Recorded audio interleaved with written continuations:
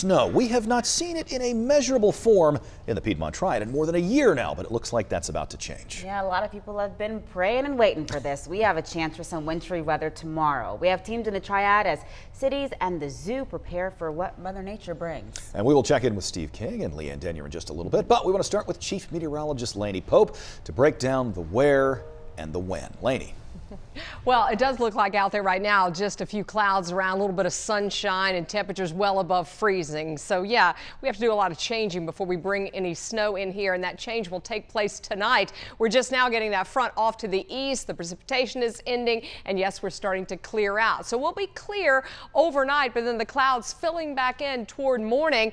The storm hasn't even formed yet. There's an area of low pressure that's going to form along this front in this general area and then track across Florida and right up the coast. And for us, it will be cold enough when that storm system moves in with the precipitation that we will see mainly snow across the area. There could be a little bit of sleet mixing in.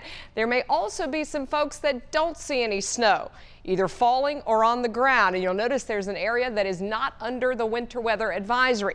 Winter weather advisory is for the mountains, and it's also from Davie to Davidson, Forsyth counties, and points to the east. And that is for some accumulating snow, and the impact would be slippery travel tomorrow afternoon, tomorrow night, and Friday morning. So it may start as light rain or a mix of rain and snow, then change to snow, and then yes, some accumulation is likely. There's also some uncertainty as to where we're going to be seeing the highest totals across the Carolinas, and we do think there will be a little area or a sweet spot where there are some totals that are maybe 5-6 inches. Right now it looks like that is off to our east. We are forecasting 1 to 3 inches on average. Don't pay attention to the highest number necessarily. We're talking about this range. I'm going to go into more detail about this and how you can plan for the snow coming up.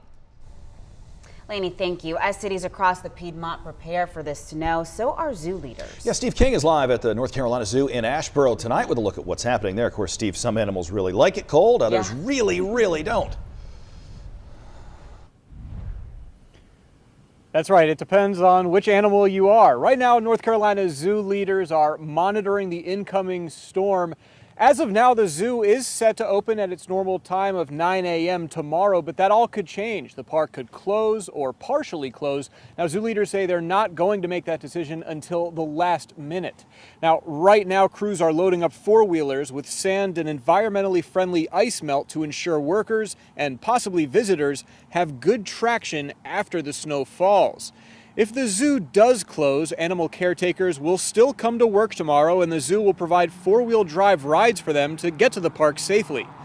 Animals like African elephants will be given the option to go inside of a warm barn, while polar bears will be more than happy to hang out in the snowfall.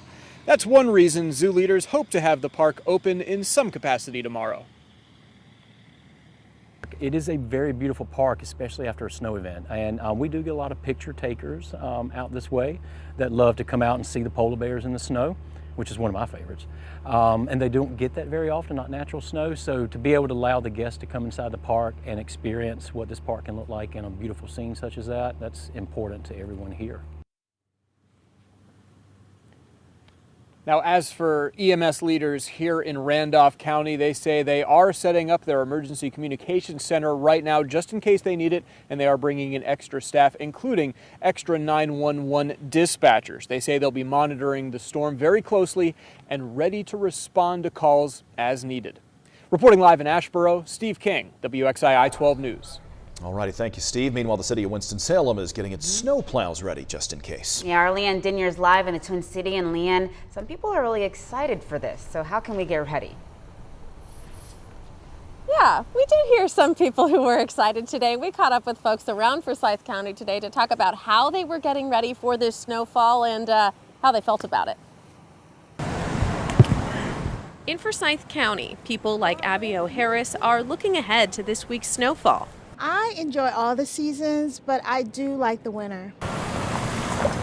A Winston-Salem spokesperson says at this point they're in watch and wait mode, keeping a close eye on the forecast. They've checked equipment, made repairs, and notified teams they could be working long hours later this week. In Walkertown, we have ice melt, shovels, sleds, all the good stuff, ice scrapers, windshield spray. They say big storms are good for business. There's no reason for it to sail in the middle of summer, so if it doesn't go now, we're stuck with it till next winter.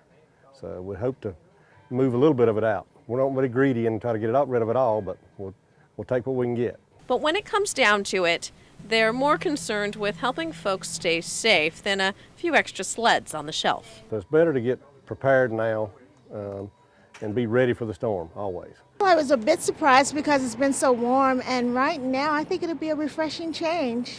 And good thing, temperatures are dropping.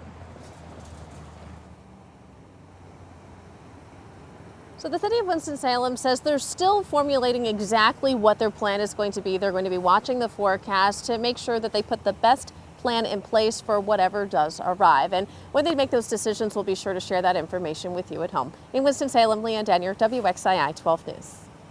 Thanks, Leanne. In Greensboro, the Interactive Resource Center is going to open up for anyone who needs a warm place to stay during this cold snap. The ARC opens tomorrow at 7. It's also asking for food donations to feed at least 100 people. You can drop food off that needs to be microwaved by 4 tomorrow afternoon at the ARC on East Washington Street. We want to make it easy for you to stay up to date on this weather. Our WXII 12 News mobile app always has the latest forecast, interactive radar, and alerts as well. The download is free.